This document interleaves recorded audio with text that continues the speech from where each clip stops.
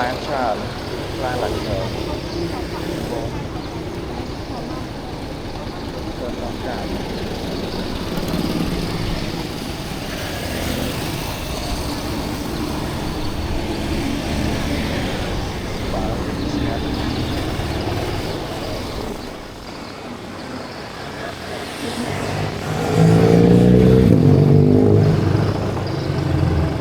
và em đi đò lại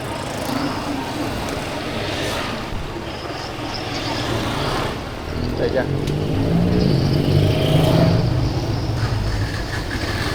tàu quá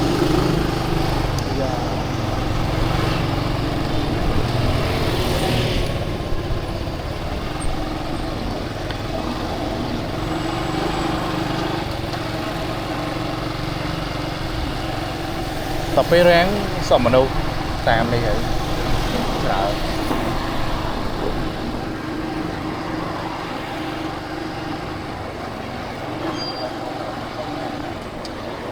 tăng đồng đồng đồng mới lầu men cà phê nè rốt cà phê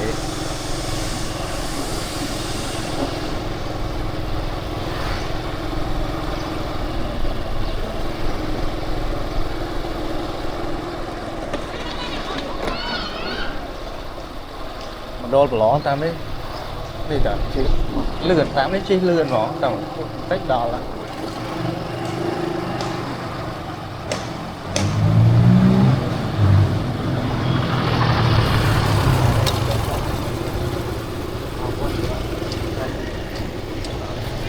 rõ là gì ạ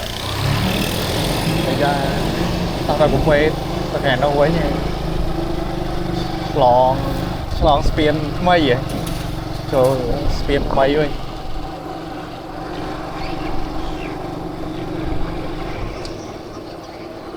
lấy đấy lấy như vậy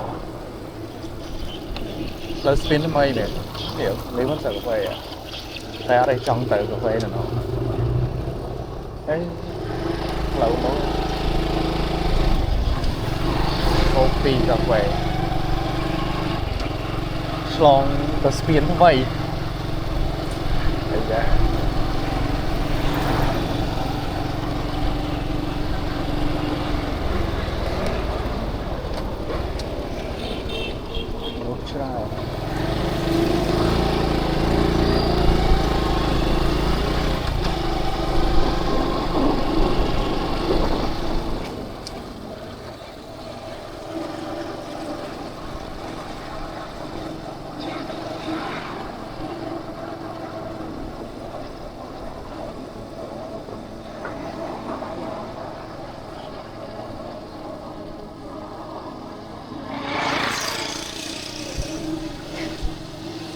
smooth trà hay tầm này rồi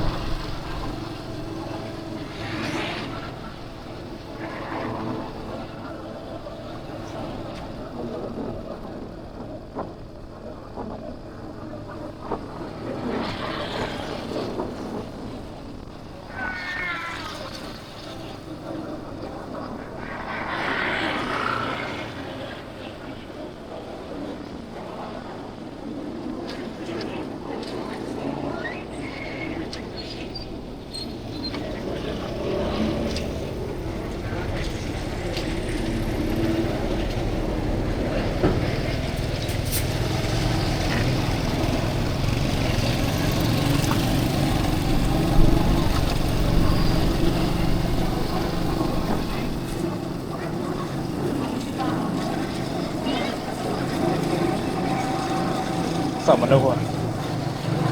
ra rồi kia còn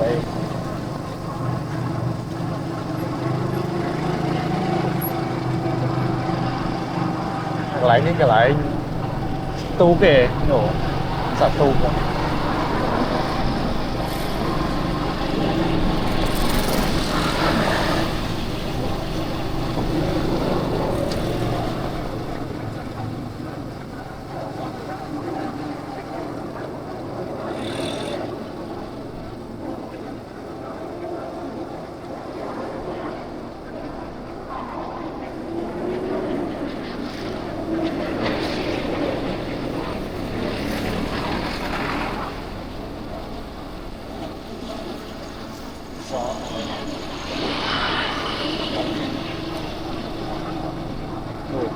lại rồi miền đi là sạch rồi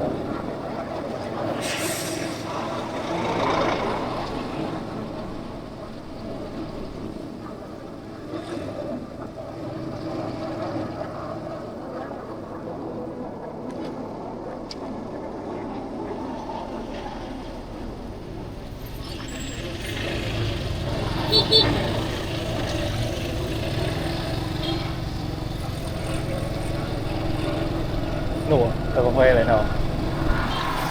đã đặt tại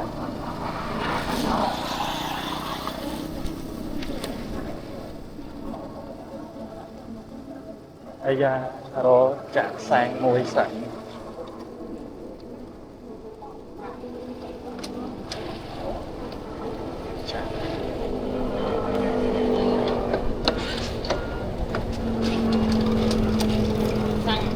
còn đá bánh đây chứ tuần này nó không anh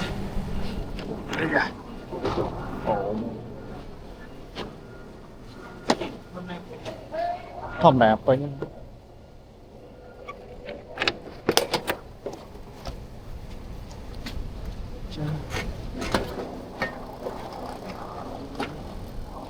cho nên đấy nó cục quế nó lại nào với nhau quế miếng cục quế để miếng hai cục quế này được thằng ấy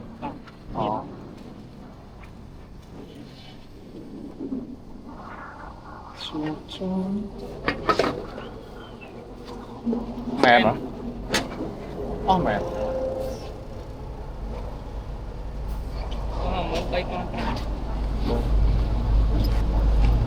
tục một tô lại nè mà tục hay không mẹ bà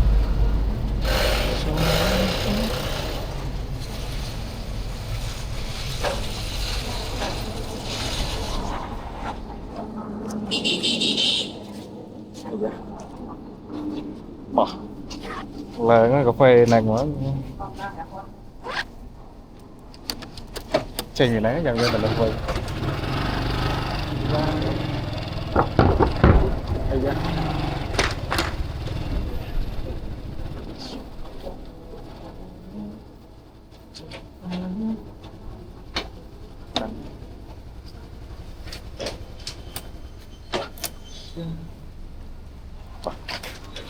số tam này số tam nữa này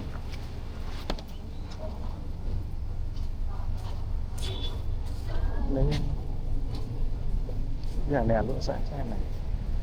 sân trống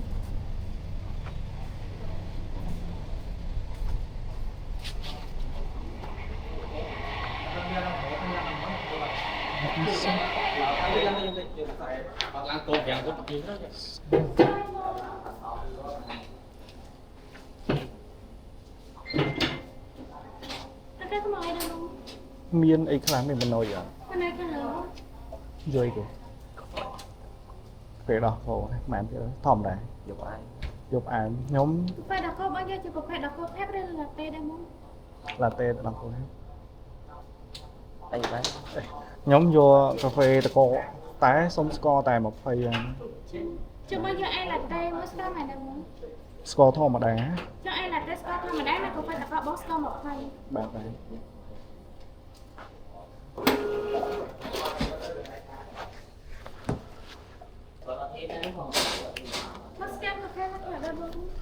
lôi kẹo lôi kẹo bóc ốc và một mùi con rồi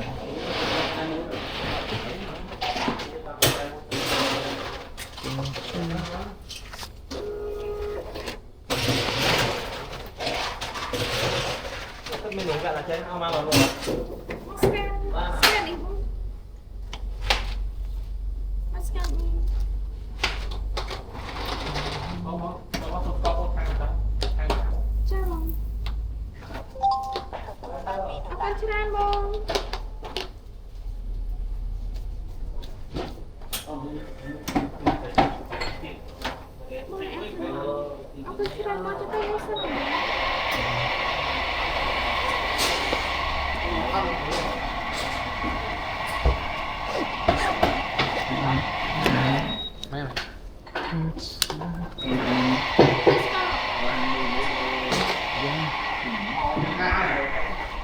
Yeah.